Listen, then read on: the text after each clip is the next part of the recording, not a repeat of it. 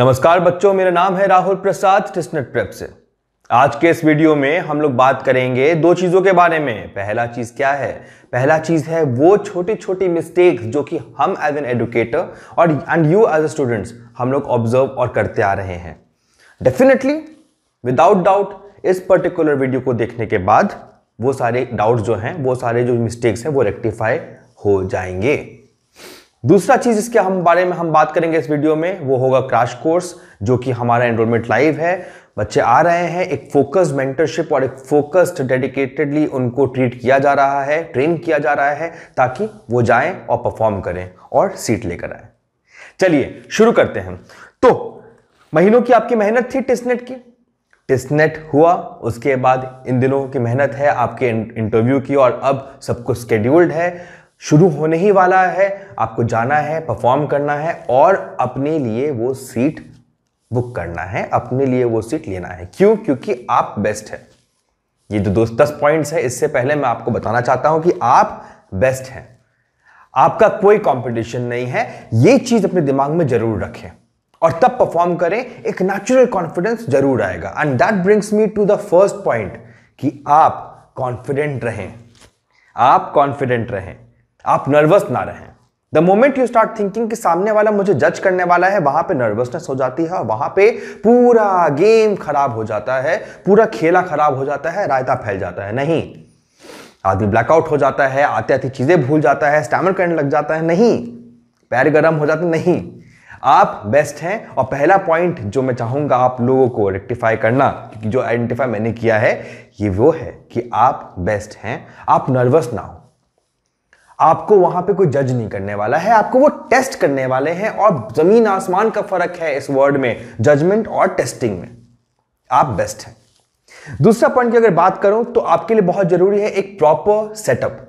Light आपके मुंह पे पड़ना चाहिए, ज्यादा भी नहीं लेकिन इतना कि भैया क्लियर दिखे। लाइट पीछे मत रखो, लाइट आगे रहना चाहिए। ट्यूबलाइट के आगे बैठे, लाइट लैंप के आगे बैठे। कैमरा ऐसा रहे कि भाई 1:1 के स्क्वायर पे जब आपको जज करने के लिए बैठे तो आप एकदम सेंटर में रहें। ये स्क्वायर है और आप एकदम सेंटर पे रहें। सेटअप आपका ऐसा होना चाहिए कि एकदम शांत होना चाहिए, इंटरनेट कनेक्टिविटी बेस्ट और ब्यूटीफुल होनी चाहिए। तब जाके पहला पॉइंट तो था कॉन्फिडेंस और दूसरा पॉइंट है लाइट, कैमरा और जो सेटअप। ये बहुत जरूरी है। ये गलतियां बच्चे कर रहे हैं, अब मत करिएगा, इस वीडियो को देखने के बाद मत करिएगा। तीसरे क्वेश्चन के बारे में बात करें, जो तीसरा एक इशू है जिसके बारे में मैं डिस्कस करना चाहता हूं। कोई भी अगर आपसे पूछता है भैया टेल मी अबाउट योरसेल्फ, आप अपना नाम बताएं, कहां से हैं ये बताएं, कौन सा ग्रेजुएशन किया है वो बताएं, क्यों किया है वो ग्रेजुएशन वो भी बताएं। साथ में आप ये भी बताएं आपके हॉबी क्या है, इंटरेस्ट क्या है, वर्क एक्सपीरियंस क्या है। लेकिन पापा के बारे में बताने का क्या जरूरत है, फैमिली के बारे में बताने की क्या जरूरत है, कितने सारे लोग हैं फैमिली में, ये सब का तो कोई पॉइंट नहीं बैठता ना यार। अब ऐसा थोड़ी ना है कि आपके 12 लोग हैं फैमिली में तो आपकी सिलेक्शन के चांसेस ज्यादा है, ऐसा तो कुछ भी नहीं है। तो इस अननेसेसरी इंफॉर्मेशन को अवॉइड करें, माइनस करें, कट डाउन करें। फादर के बारे में, फैमिली के बारे में, फैमिली बैकग्राउंड के बारे में नहीं जरूरत है, कुछ जरूरत नहीं है। एक अननेसेसरी इंफॉर्मेशन है यहां पे, बस आपकी मुंह की हवा ही वेस्ट होनी है और कुछ नहीं। लेकिन कुछ उससे अचीव नहीं होने वाला और उल्टा एक गलत इंप्रेशन ही पड़ने वाला है, राइट, कि आप अपने आंसर को लिमिट नहीं कर पा रहे हैं। ठीक है। फिर अगर हम बात करें तो एक बहुत जरूरी है कि आप टू द पॉइंट बात करें।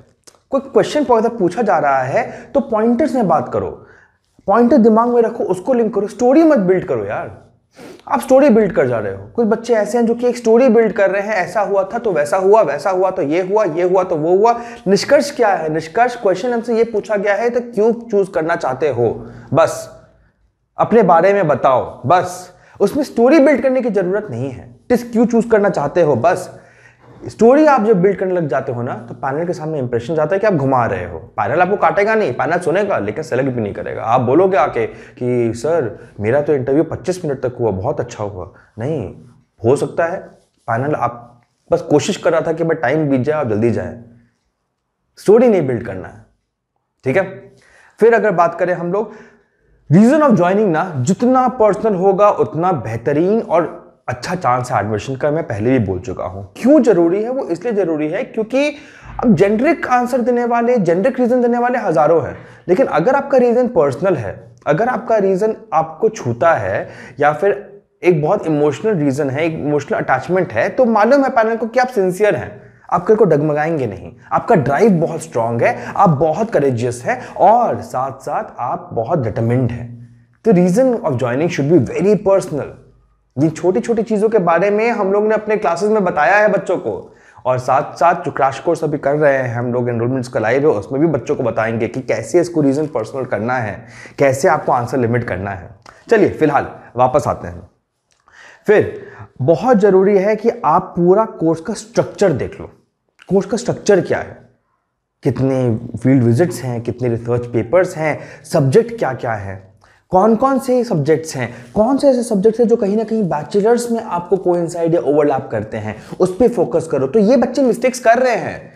आप एचआरएम चूज करना चाहते हो, आपको मालूम ही नहीं है कि एक्सपोजर कितना है, आपको मालूम ही नहीं है कि क्या पढ़ाया जा रहा है, तो करिकुलम देखिए, कोर्स के स्ट्रक्चर को देखिए, आप देखिए क्लास में क्या क्या हो रहा है, कोरा पे जाके सर्च करिए, हमारे करिकुलम को देखिए, पता चलेगा आपको कि क्लास में कैसा कैसा होता है, कॉलेज में क्या क्या होता है, फेस्ट कैसा होता है, किस तरीके का इंटरेक्शन होता है, कोर्स में क्या क्या चीज पढ़ाया जा रहा है। और एक और गलती यहाँ पे जो बच्चे कर रहे हैं वो ये है कि कुछ सब्जेक्ट्स को याद रख लीजिए, कुछ सब्जेक्ट्स आपको पता होने चाहिए, जरूरी नहीं है ऑब्वियसली करिकुलम थोड़ा ना आपको पता है तभी तो आप एडमिशन ले रहे हैं, बट कुछ सब्जेक्ट्स का आइडिया होना चाहिए, तभी तो आपका इंक्लिनेशन डिसाइड होगा, तभी तो आपका इंक्लिनेशन डिफाइन होगा, राइट। तो कोर्स करिकुलम को एक बार देखिए, स्ट्रक्चर को अच्छी तरीके से देखें, और साथ साथ उन कुछ सब्जेक्ट्स, एक दो सब्जेक्ट्स को भी आप पढ़ लीजिए, ध्यान रखें हाँ ये कुछ सब्जेक्ट्स हैं, कुछ अगर नहीं समझ में आया तो मैं इनका नाम ले लूंगा, राइट। और साथ साथ एक और चीज इंपॉर्टेंट क्या है, जिनके बैचलर्स और मास्टर्स कोइंसाइड करता है, जैसे somebody who has done political science और वो जा रहे हैं पॉलिसी मेकिंग में, somebody who has done applied counselling पढ़ा है या मेंटल हेल्थ पढ़ा है, एक पेपर भी था अगर काउंसलिंग या मेंटल हेल्थ से रिलेटेड, और वो जा रहे हैं अप्लाइड साइकोलॉजी में। ये सारे जो कोर्सेज है ना, अपने बैचलर्स आपके हाथ में होना चाहिए बॉस। बहुत चांसेस है कि वो आपके बैचलर से पूछे, बहुत सारे चांसेस है, वो तो पूछेंगे भाई ऊंचा तो तुमको मालूम है, नीचा कितना मालूम है, तुमको याद है कि भी नहीं है, ये सारी चीजें उनके दिमाग में चलती हैं, ठीक है। चलिए फिर अगर हम आते हैं तो जिन लोगों ने अपना ईयर ड्रॉप किया है अगर उनकी बात करें, बहुत सारे केसेस में ऐसा होता है कि लोग यूपीएससी के एग्जाम देते हुए ईयर ड्रॉप करते हैं, तो आपको वहां पे यूपीएससी में ज्यादा आप एम्फसाइज मत करो, आप कॉम्पिटिटिव एग्जाम्स बोलो, आप कॉम्पिटिटिव एग्जाम्स बोलो कि आप बिजी विद में कॉम्पिटिटिव एग्जाम्स, और प्रिपरेशन के जो टाइम का जो लर्निंग है आप उस पर फोकस करो। आपने क्या सीखा, ईयर गैप था लेकिन आपने उसमें क्या सीखा, how that year gap changed you as a person, ये ज्यादा इंपॉर्टेंट चीजें हैं बॉस, ये ज्यादा इंपॉर्टेंट चीजें हैं।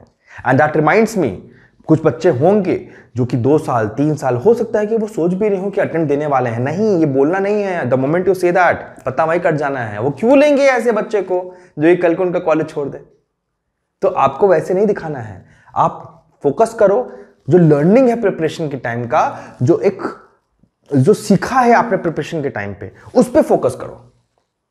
हाउ दैट पर्टिकुलर टाइम 2-3 साल का ड्यूरेशन कैसे चेंज कर दिया, वो ऑप्शनल पेपर आपको कैसे चेंज कर दिया, उन सारी चीजों पे फोकस करो।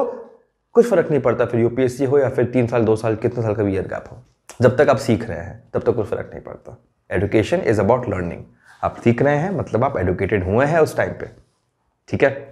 फिर अगर हम बात करें, फास्ट नहीं बोलना है, आराम से बोलो। एक्सटेम्पोरे का टॉपिक मिलता है, आप एडुकेटर हो वहां पे, सामने वाला पैनल को आप मत समझो कुछ, आप समझाओ, उनको समझाओ, नर्वस नहीं होना है। Remember the best faculties you have been taught from, कैसे थे वो, कैसे पढ़ाते थे, ये छोटी छोटी चीजें के बारे में आपको तो हम बताएंगे ही, कोर्स स्ट्रक्चर में भी बता ही रहे हैं बच्चों को, जो क्रैश कोर्स हो या फिर नॉर्मल कोर्स में, लेकिन आपको अगर मैं जनरल तरीके से बताऊं तो बहुत आराम से एज अ फैकल्टी समझाइए, धीरे धीरे कामली।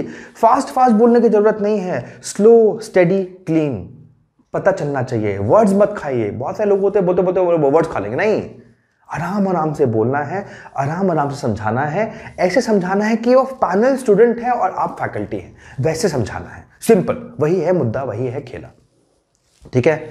उसके बाद सबसे इंपॉर्टेंट यहां पे क्या है, झूठ नहीं बोलना है, लाई नहीं करना है, पैनल समझ जाता है, और अगर उसने पकड़ लिया आपको और एक क्रॉस क्वेश्चन करके अगर आपको पकड़ लिया तो कॉन्फिडेंस तो कम होगा ही, चांसेस भी चले जाएंगे।